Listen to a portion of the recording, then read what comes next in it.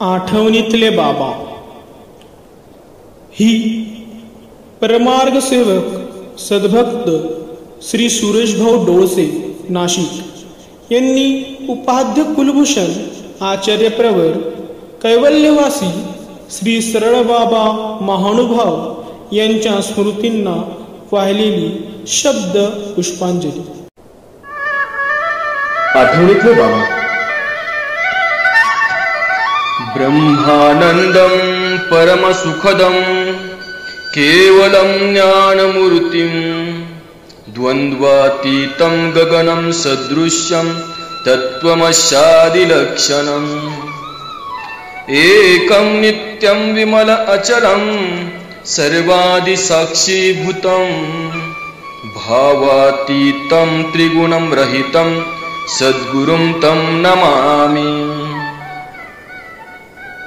मनुष्याचा जन्म लौकिक अर्थानं जरी आईच्या उदरी होत असतो आणि खरा जन्म हा गुरुद्वारा होत असतो, कारण मनुष्याचे जीवन हे गुरुवरच आधारित असते आणि संतांची वाक्य किंवा बोलही तसेच आहेत.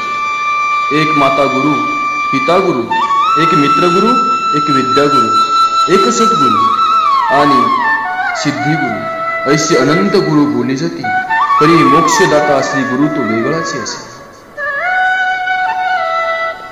आणि म्हणून माझ्या जीवनात मोक्षदाता श्री गुरु या रूपाने परमपूज्य परममहंत आचार्य कैवल्यवासी श्री सरळबाबाजी महानुभाव हे जीवनात आले आणि माझे अवघे जीवनच बदलून टाकले.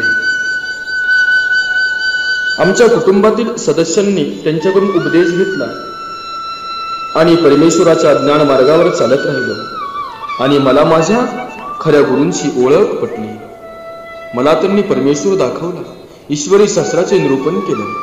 माझ्यासाठी माझ्या गुरूंनी निरूपणाचे फार कष्ट केले आणि मला आता अनुसरणासाठी योग्य केले. कारण मनुष्याचा गुरु तोच असतो जो फोडून शब्दाचे भांडार वस्तू दाविती निजसार, तो सद्गुरु साचार अनाथांचा. माझ्यासाठी माझ्या गुरुवर्य श्री सरळ बाबाजींनी मला निरूपण केले. त्यांच्या जवळचे असणारे ब्रह्मविद्येचे भांडार फोडून मला ज्ञानदान दिले. मला आठवण येते त्यांच्या निरूपणाची. एक वेळ निरूपण करताना त्यांनी म्हटले, मनुष्याचे ऐशी अनंत जन्म वाया गेले. मेळीये जन्म दिदले, मोळीये दिदले, शिवनिया दिदले, रुंबनिया दिदले, मा एक जन्म येथ दिजो, मा काय होईल ते पाहिजे. या आचारातील 288च्या सूत्रावर निरूपण केले आणि मला या ठिकाणी बोध झाला व अनुसरण्याची इच्छा झाली. ती इच्छा कैवल्यवासी आचार्य श्री सरळ बाबाजी समोर बोलून दाखवली. श्री बाबाजींसमोरच तारीख निश्चित केली. खरोखरच परमेश्वर अवतार साधनदाता श्री चक्रधर प्रभूंनीच मला श्री गुरुवारांच्या मुखाने निरूपण करून अनुसरणास प्रवृत्त केले. म्हणूनच मी गुरुवर्य कैवल्यवासी आचार्य सरळ बाबाजी यांचे उपकार कधीही विसरू शकत नाही, फेडू शकत नाही. या ठिकाणी म्हटलेच आहे, तयान मन माझे गुरुपदा, जेने दाखविले आनंद कंदा, तो उपकार मजन फिटे कदा, देवा परमानंदा तुची फेडी. असे म्हटल्यास वावगे होणार नाही की महानुभाव पंथाचे मॅनेजमेंट गुरु अर्थातच माझे गुरुवर्य तथा उपाध्य कुलभूषण परमपूज्य परममहंत आचार्य कैवल्यवासी श्री सरळबाबाजी महानुभाव संस्थापक प्रणवा आश्रम मुक्काम पोस्ट रणाईचे तालुका अंमळनेर जिल्हा जळगाव. बाबांना जाऊन बरोबर 1 वर्ष होईल. बुधवार दिनांक 22 मे 2019 रोजी प्रातःकाळी 5 वाजता देहावसान झाले, अर्थात बाबा ईश्वर भेटीस गेले. त्या दिवशी वेळ सकाळी 6 वाजेची असेल.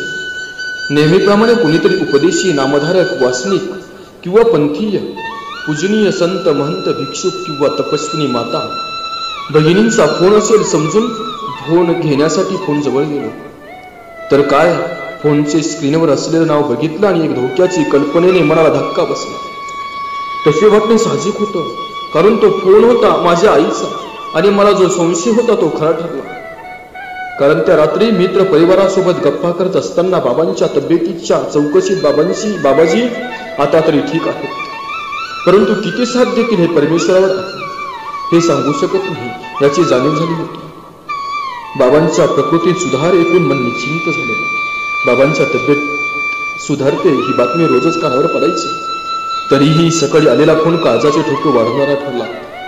आणि फोनवर बाबा गेले हा शब्द ऐकून फोन हातातून सुटला आणि मी निशब्द झालो. काही वेळ तर्थक्क उभा राहिलो व घरात कुणाशीही काही न बोलता ताबडतोब कपडे बदलून हॉस्पिटल घातलं. परंतु कुणाला विचारू माझे बाबा कुठं आहेत व करू तरी काय? कारण ज्या सत्पुरुषाने सख्या बापापेक्षाही जास्त प्रेम केलं व आईपेक्षाही जास्त मायेची ऊब दिली त्यांनी या जगाचा निरोप घेतलेला. आता कोण काढणार ती ऊब भरून? म्हणून त्यावेळी मला एकच ठिकाण दिसलं, ते माझे गुरु श्री गुरुजी आचार्य श्री वर्धनस्थ बाबाजी.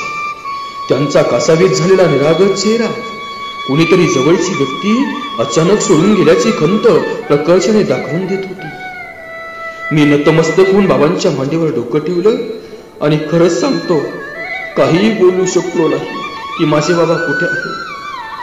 कैवल्यवासी बाबांच्या बाबतीत सांगायचं म्हटलं तर बाबांचा जीवन प्रवास हा तसा पंथ्यांसाठी खरोखरच प्रेरणादायी आहे. ज्या अमरावती जिल्ह्यातील रिद्धपूर तसेच परिसरातील गावागावात श्री गोविंद प्रभू बाबा 1400 वर्षे राज्य केलं, त्याच विदर्भातील चांदूर बाजार तालुक्यातील परसोडा या गावात बाबांचा जन्म झाला. बाबांच्या परिवारात चुलते गुलाबराव व तसेच वडील किसनराव हे 2 भाऊ होते. गुलाबराव यांना भीमराव, नानेराज, नाथोबा ही 3 मुले होती. बाबांची आई राधाबाई किसनराव निंभोरकर, वडील किसनराव निंभोरकर. दाम्पत्याला तुळसाबाई, हिराबाई, रुक्माबाई, इंदुबाई 4 मुली व कमलाकर आणि वामन 2 मुले, अशी एकूण 6 अपत्ये होती. या दाम्पत्याबद्दल जन्मलेलं हे रत्न त्यांच्या आईवडिलांनी त्यांच्या कुटुंबातील सदस्यांना महानुभाव पंथाचे व स्वामींच्या आचार विचारांची ओळख असल्याने त्यांनी बालवयातच महानुभाव पंथासाठी महानुभाव पंथात दिले. कारण या परिवारातून आज पावेतो एकच नव्हे तर 5 रत्न दिले या पंथाची आचरणानुसार धर्मधुरा सांभाळण्यासाठी. त्यात पहिला हिरा होते वैराग्यमूर्ती परमपूज्य परमहंत आचार्य श्री कानळस्कर बाबाजी महानुभाव अर्थात पूर्वाश्रमीचे भीमराव निंभोरकर. त्यानंतर पंडित ईश्वराधिष्ठित नानोदा बिडकर.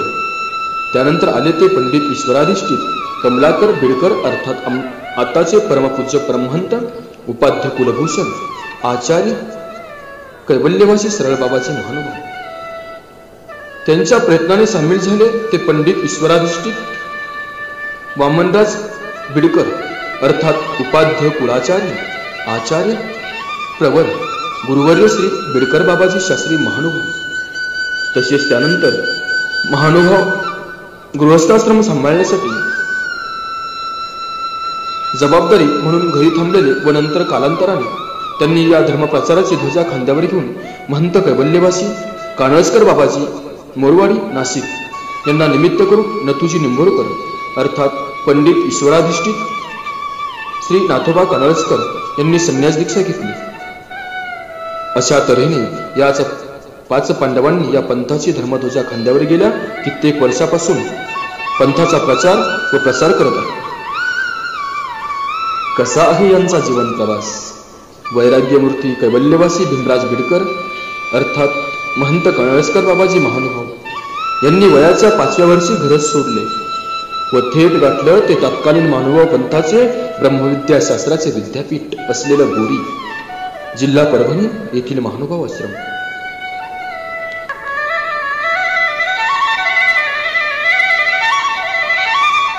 व तिथेच उपाध्य कुलाचार्य आचार्य कैवल्यवासी महंत श्री वर्धनस्थ बाबाजी यांच्या मार्गदर्शनाखाली ब्रह्मविद्याशास्त्राचे धडे घडवले व त्यांच्याच मार्गदर्शनाने मार्गात आले.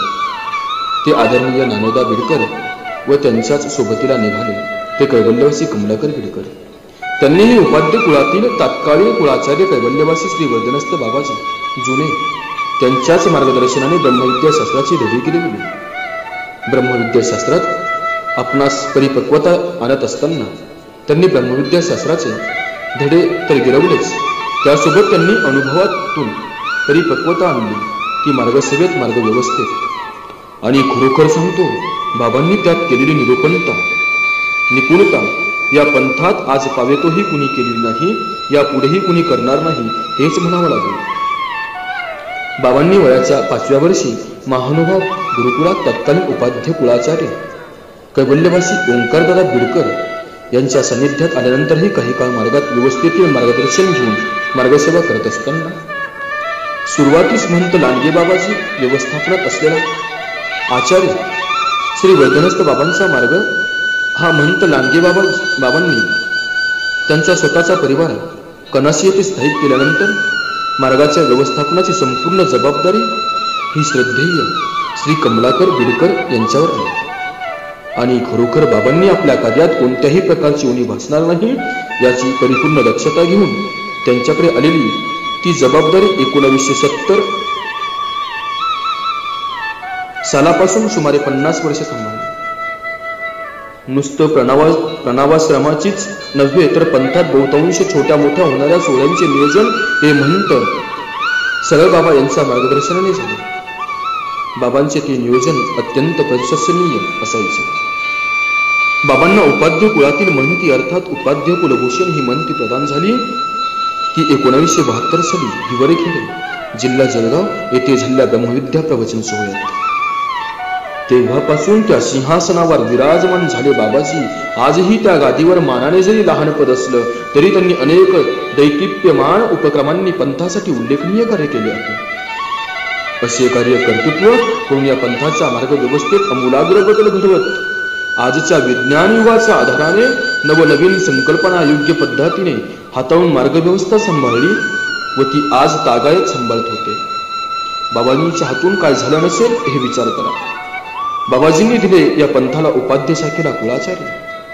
बाबांनी स्वतः वयाने मोठे असतानाही पंथातील सर्व मान्य असलेली उपाध्य कुलाचार्य ही महंती आचार्य श्री वर्धनस्थ बाबाजी यांना दिली.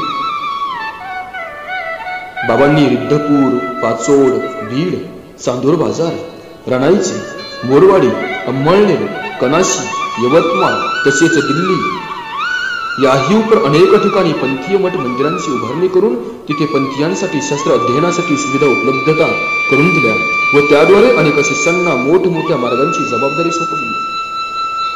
बाबाजींचे अनेक शिष्य पंथात आज संपूर्ण महाराष्ट्रासह संपूर्ण भारतात विखुरलेले आहेत. बाबाजींनी आपल्या श्री गुरुजींच्या मार्गदर्शनाखाली सुरू झालेली खिचपुरी तथा खिरपुरी उपहार परंपरा ही उपाध्य शाखेच्या वतीने दर 3 वर्षाने होत असलेला खिरपुरीचा महोत्सव सुरू केला व तो आज तागायत सुरू आहे व त्याचे स्वरूप दिवसेंदिवस बदलत घडवत याद्वारे यथार्थ ज्ञानार्जन देखील समाजास कशी देता येईल व त्यातून पंथाचे कार्य कर्तृत्वात कसा बदल घडवून आणता येईल यावर बाबांचा नेहमी चिंतन असायचे व प्रयत्न करीत राहिले ते अंतिम श्वासापर्यंत. ब्रह्मविद्या शास्त्रात पारंगत असून ही बाबांनी स्वतः कधी कुठे पोथीचा कार्यक्रम केला नाही, परंतु अनेकाच्या कार्यक्रमात बाबांनी तनमन धनाने सहकार्य केले. बाबाजींनी घडवून मढवून तयार केलेला त्यांच्यापेक्षा वयाने लहान असून पंथात ज्येष्ठतेच्या मानाने गादीवर आढळून असलेला उपाध्य कुलाचार्य श्री वर्धनस्थ बाबाजींच्या सर्वज्ञ श्री चक्रधर प्रभू निरूपित अनेक विषयांवर ब्रह्मविद्या निरूपण सोहळे हे त्यांच्याबरोबर बाबांनी उपाध्य कुलाचार्य श्री वर्धनस्थ बाबांच्या वाणीतून सर्वज्ञ श्री चक्रधर प्रभू निरूपित ब्रह्मविद्या शास्त्रज्ञान प्रबोधन सोहळे अर्थात ब्रह्मविद्या निरूपणाचे कार्यक्रम आयोजित केले. त्यापैकी जातेगाव, टाकरखेडा, सणसवाडी, लालपाडी व तांदळवाडी इत्यादी ठिकाणीच कार्यक्रम सर्वांना ज्ञात आहेत. इत्यादी ठिकाणी भव्य मोठ्या स्वरूपात ज्ञाननिरूपणाचे कार्यक्रम देखील पंथाच्या इतिहासात वेगळा ठसा उमटवणारे उपक्रम राबवून पंथाच्या नावाला उज्ज्वल केले. बाबांच्या नियोजनाचे कौशल्य हे सतत जाणवत राहिले. त्याच कारणाने मीच नव्हे तर आज संपूर्ण महानुभाव पंथ बाबांना आपला आधारवड कोसळला आहे असेच भासत आणि कायमस्वरूपी भाषेलाही यात काही शंका नाही. बाबा तुमच्या जाण्यानंतर अनेक जण निर्माण होतील, परंतु बाबा तुमचा हात कोणीही धरू शकणार नाही. तुमचं उभं असणं हेच कार्यक्रमाचे नियोजन असायचे. बाबा मी आपणासोबत तुम्ही गेल्या कित्येक महिन्यांच्या प्रदीर्घ आजारपणात असतानाही मनमोकळं बोलू शकलो. ते तुम्ही हॉस्पिटलमध्ये असताना तुम्हाला भेटण्यासाठी आलो व माझी व तुमची नजरानजर होताच क्षणी दिलेला सुरेश आवाज हा अजूनही माझ्या कानात कान सुन्न करून निनादत आहे. तो आवाज नाही तर ते आवाज होता माऊलीचा. आणि खरोखर त्या दिवसानंतर ना आवाज ऐकला ना माझ्याकडे मायले बघतात ते डोळे. कारण हे तसेच होते. माझे बाबा झुंज देत होते त्या नियतीच्या डावाशी. आणि खरंच सांगतो, माझ्या भेटी दरम्यान आमची चर्चा काय झाली ठाऊक. ती चर्चा होती बाबांच्या मार्गदर्शनाखाली आणखी एक खिचपुरी करायची. हो, खरोखर एक खिचपुरी करायची. तीही पंथाच्या इतिहासात गणली जाईल. त्यांची ही तळमळ हृदयस्पर्शी होती. मी त्याही वेळी अनुभवली की श्रद्धेय बाबाजी एका बाजूने मृत्यूची झुंज देत आहे व दुसऱ्या बाजूने पंथातील एका सोहळ्याची नियोजनाची आखणी ही करतात. कितीही तळमळ व किती धर्मसेवेची आवड. अशा महान धर्मरक्षका शतसा प्रणाम. पण बाबांच्या जाण्याने मी शब्द खुला झालो. आयुष्यात कधी डोळ्यातून अश्रू काढला असेल की नाही, परंतु जेव्हा कधी काढावे लागले ते फक्त एक मला भेटलेल्या त्या अनामिकेच्या जाण्याने व बाबा गेल्याची बातमी कानावर पडली व फोनवर बाबा या जगात नसल्याचे शब्द ऐकताच बाबा मी पोरका झालो, बाबा मी पोरका झालो, बाबा मी पोरका झालो. परमार्ग सेवक सद्भक्त सुरेश भाऊ देवराम डोळसे, संस्थापक श्री प्रभू प्रतिष्ठान नाशिक, संस्थापक अखिल भारतीय महानुभाव वासनिक परिषद महाराष्ट्र राज्य, परमार्ग सेविका शोभाताई सुरेश डोळसे, तसेच संपूर्ण डोळसे परिवार नाशिक च्या वतीने भावपूर्ण आदरांजली अर्पण करतो. अखेरचा हा तुम्हा दंडवत प्रणाम. शोकाकुल संपूर्ण महानुभाव पंथ व परिवार दंडवत प्रणाम.